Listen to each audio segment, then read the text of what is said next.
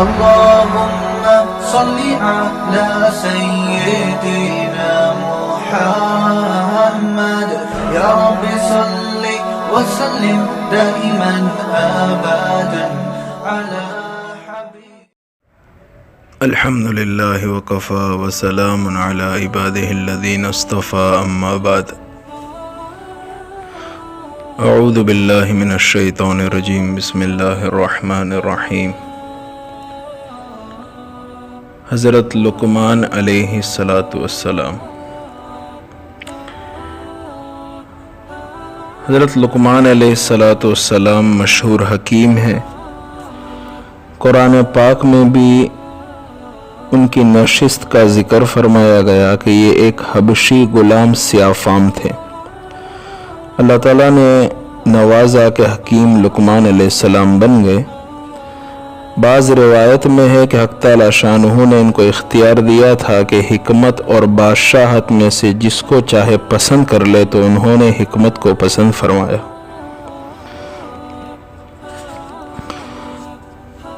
ان سے جو حکمت اور اپنے صاحبزادے کو نصیحت نقل کی گئی بڑی عجیب ہے، وہ بہت کثرت سے روایت میں آئی ہے۔ من جملہ ان کے یہ بھی ہے کہ بیٹا علماء کی مجلس میں کثرت سے بیٹھا کرو اور حکماں کی بات اہتمام سے سنا کرو۔ اللہ جل جلالہ حکمت کے نور سے مردہ دل کو ایسا زندہ فرماتے ہیں جیسا کہ مردار زمین زوردار بارش سے زندہ ہوتی ہے۔ ایک شخص ان کے پاس سے گزرا، ان کے پاس اس وقت مجمع بیٹھا ہوا تھا۔ وہ کہنے لگا، کیا تو فلاں قوم کا غلام نہیں ہے؟ انہوں نے فرمایا، ہاں میں ان کا غلام تھا۔ اس نے پوچھا، کیا تو وہی نہیں ہے جو فلاں پہاڑ کے قریب بکریاں چرایا کرتا تھا؟ انہوں نے فرمایا، ہاں میں وہی شخص ہوں۔ اس نے پوچھا کہ تو پھر اس مرتبے تک کیسے پہنچ گیا؟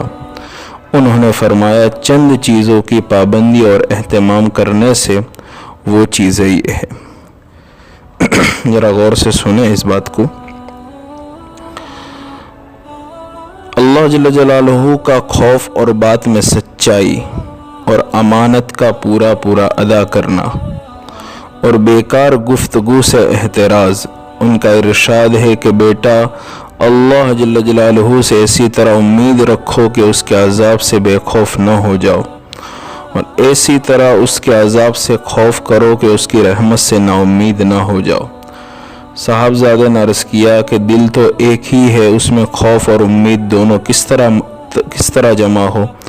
انہوں نے فرمایا کہ مومن ایسا ہی ہوتا ہے کہ اس کے لیے گویا دو دل ہوتے ہیں، ایک میں پوری امید اور ایک میں پورا خوف۔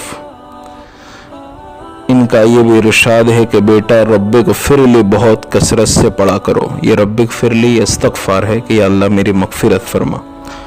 اللہ جل جلالہ کے الطاف میں بعض اوقات ایسے ہوتے ہیں کہ ان میں جو کچھ آدمی مانگتا ہے وہ مل جاتا ہے۔ ہمارا تجربہ ہے کہ بعض مرتبہ ہم جو مانگتے ہیں تو وہ قبولیت کی گھڑی ہوتی ہے تو وہ ہمارے سامنے آ جاتی ہے۔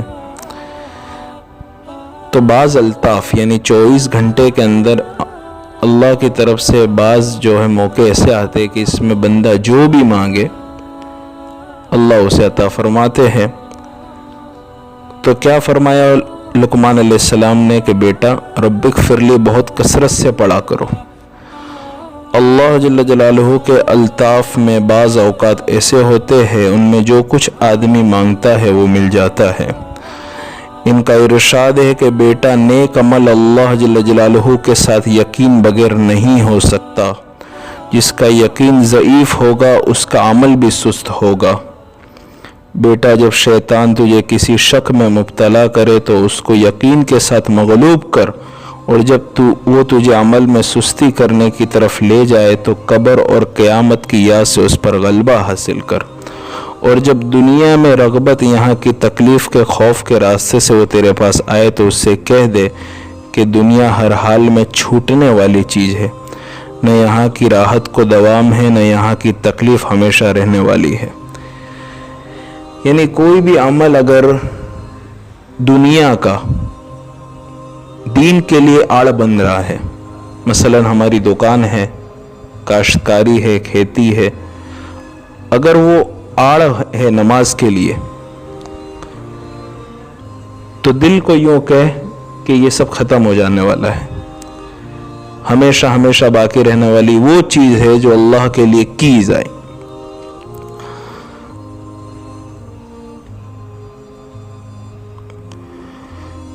نہ یہاں کی راحت کو دوام ہے، نہ یہاں کی تکلیف ہمیشہ رہنے والی ہے۔ ان کا ارشاد ہے کہ بیٹا جو شخص جھوٹ بولتا ہے اس کی منہ کی رونق جاتی رہتی ہے، اور جس شخص کی عادتیں خراب ہوگی اس پر غم سوار ہوگا، اور پہاڑ کی چٹانوں کا ایک جگہ سے دوسری جگہ منتقل کرنا احمقوں کے سمجھانے سے زیادہ آسان ہے۔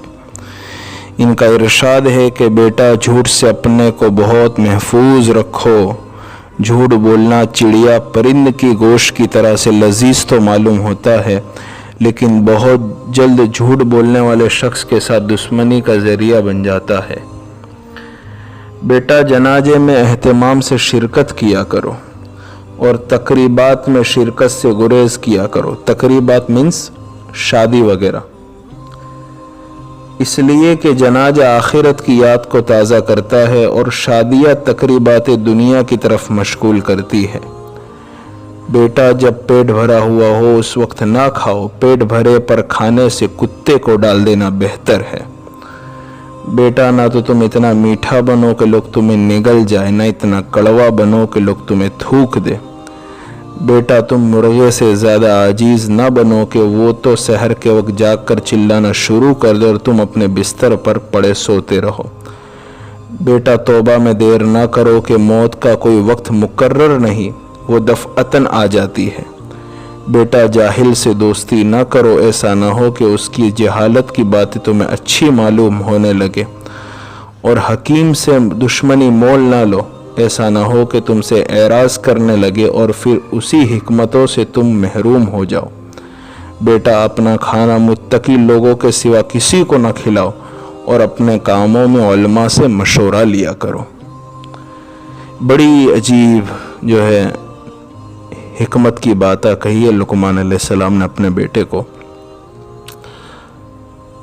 یہ ساری کی ساری باتیں ہمارے لیے بھی ہے کہ اگر ہم اس باتوں پر عمل کریں گے تو اللہ کی طرف سے مدد، برکت، نصرت اور دنیا میں کام کا آسان ہو جانا اور آخرت کے لیے جو ہے ہر مرحلے کا ہمارے لیے آسان ہو جانا ہے، یہ ہمارے لیے بھی باتیں ہیں۔ کسی نے ان سے پوچھا کہ بدترین شخص کون ہے؟ انہوں نے فرمایا جو اس کی پرواہ نہ کرتا ہو کہ کوئی شخص اس کی برائی کرتے ہوئے دیکھ لے۔ ان کا ارشاد ہے کہ بیٹا نیک لوگوں کے پاس اپنی نشست کثرت سے رکھا کرو، یعنی اٹھک بیٹھک ہماری جو وہ نیک انسانوں کے ساتھ ہو کہ ان کے پاس بیٹھنے سے نیکی حاصل کر سکو گے، اور اگر ان پر کسی وقت اللہ کی رحمت خاصہ نازل ہوئی تو اس میں سے تم کو بھی کچھ نہ کچھ ضرور ملے گا کہ جب بارش اترتی ہے تو اس مکان کے سب حصوں میں پہنچتی ہے، اور اپنے آپ کو برے لوگوں کی صحبت سے دور رکھو کہ ان کے پاس بیٹھنے سے کسی خیر کی تو امید نہیں، اور ان پر کسی وقت عذاب ہوا تو اس کا اثر تم تک پہنچ جائے گا۔ ان کا ارشاد ہے کہ باپ کی مار اولاد کے لیے ایسی مفید ہے، یعنی اتنے فائدے والی ہے جیسا کہ پانی کھیتی کے لیے۔ ان کا ارشاد ہے کہ بیٹا تم جس دین سے دنیا میں آئے ہو ہر دن آخرت کے قریب ہوتے جا رہے ہو، اور دنیا سے ہر دن پشت پھیرتے جا رہے ہو، پس وہ گھر جس کی طرف تم روزانہ چل رہے ہو بہت قریب ہے، اس گھر سے جس سے ہر دن دور ہوتے جا رہے ہو یعنی دنیا۔ بیٹا قرض سے اپنے کو بہت محفوظ رکھو، یہ دن کی ذلت اور رات کا غم ہے، یعنی قرض خواہ کے تقاضے سے دن میں ذلت اٹھانی پڑتی ہے اور رات بھر قرض کے فکر میں گزرتی ہے۔ بیٹا اللہ کی رحمت کی ایسی امید رکھو جس سے گناہوں پر جرأت نہ ہونے پائے، اور اس کے خوف سے ایسا ڈرو کہ اس کی رحمت سے نا امید نہ ہو جاؤ۔ بیٹا جب تم سے کوئی شخص آ کر کسی کی شکایت کرے کہ فلاں نے میری دونوں آنکھیں نکال دی، اور واقعی میں اس کی دونوں آنکھیں نکلی ہوئی ہو، تو اس وقت تک اس کے متعلق کوئی رائے قائم نہ کرو جب تک کہ دوسرے کی بات نہ سن لو کیا خبر کہ اس نے خود پہل کی ہو اور اس نے اس سے پہلے 4 آنکھیں نکال دی ہو۔ اللہ اکبر۔ یہ ساری جو ہے حکمت کی باتیں تھی لقمان علیہ السلام کی۔ اب جو ہے آخری وقت ہے لقمان علیہ السلام کا، دنیا سے وصال ہونے کا وقت ہے، دنیا سے جانے کا وقت ہے۔ تو اپنے بیٹے کو 6 زبردست اور عجیب نصیحتیں کر رہے۔ اللہ تعالیٰ ہمیں اس نصیحت پر عمل کرنے کی توفیق عطا فرمائے۔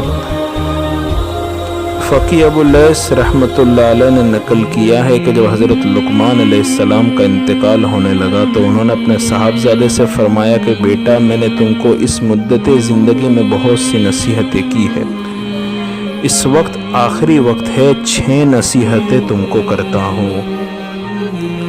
نمبر 1، دنیا میں اپنے آپ کو فقط اتنا ہی مشغول رکھنا جتنی زندگی باقی ہے، اور وہ آخرت کے مقابلے میں کچھ نہیں ہے۔ نمبر 2، حق تعالی شانہ کی طرف جتنی تمہیں احتیاج ہے، یعنی اللہ کی کتنی ہمیں ضرورت ہے، اتنی ہی اس کی عبادت کرنا، اور ظاہر ہے کہ آدمی ہر چیز میں اس کا محتاج ہے۔ نمبر 3، آخرت کے لیے اس مقدار کے موافق تیاری کرنا جتنی مقدار وہاں قیام کا ارادہ ہو، اور ظاہر ہے کہ مرنے کے بعد تو وہاں کے علاوہ کوئی مقام ہی نہیں۔ نمبر 4، جب تک تمہیں جہنم سے خلاصی کا یقین نہ ہو جائے اس وقت تک اس سے خلاصی کی کوشش کرتے رہنا۔ ظاہر ہے کہ جب کوئی کسی سنگین مقدموں میں ماخوذ ہو تو جب تک اس کو مقدمہ کے خارج ہو جانے کا یقین نہ ہو ہر وقت کوشش میں لگا رہتا ہے۔ نمبر 5، گناہوں پر اتنی جرأت کرنا جتنا جہنم کی آگ میں جلنے کا حوصلہ اور ہمت ہو، کہ گناہوں کی سزا ضابطے کی چیز ہے اور مراحل میں خسروان کی خبر نہیں، یعنی وہ معاف کرے یا نہ کرے یہ اس کے اختیار میں ہے۔ نمبر 6، جب کوئی گناہ کرنا چاہو تو ایسی جگہ تلاش کرنا جہاں حق تعالی شانہ اور اس کے فرشتے نہ دیکھیں کہ خود حاکم کے سامنے CID کے عمل کے سامنے بغاوت کا انجام معلوم ہے۔ اللہ تبارک و تعالی